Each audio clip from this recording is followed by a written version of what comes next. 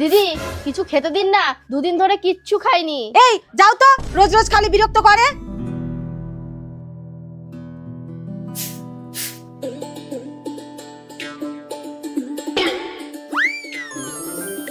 এই তো দাদা আছে, আজকে মনে হয় কিছু পাওয়া যাবে। দাদা দাদা কিছু ভিক্ষা দিন না। এ মা, আমার কাছে তো কিছুই নেই, আর বাড়িতেও কেউ নেই, তাই কোনো খাবার দাবারও নেই। শোনো, তোমার জামাটার অবস্থা তো খুব খারাপ। দাঁড়াও, তোমাকে কয়েকটা পুরনো জামা কাপড় দিই।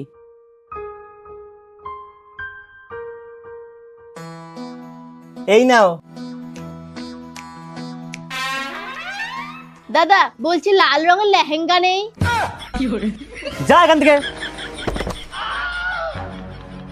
তুমি এইটাকে আমার জামা কাপড়গুলো দিয়েছো? দিয়েছি তাতে কি হয়েছে? উনি তো নেবেন না, ওনার লাল লেহেঙ্গা লাগবে। তোমাদের মন এত ছোট কেন গো? তোমাদের পাশের বাড়ির বউটার মনটা দেখো তো কতটা সুন্দর। এই তো এখনই খাসির মাংস দিয়ে ভাত খেয়ে আসলাম। দাঁড়াও,